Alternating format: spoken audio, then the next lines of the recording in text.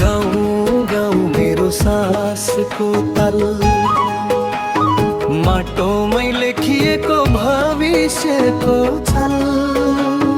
गाउँ गाउँ मेरो सासको तल,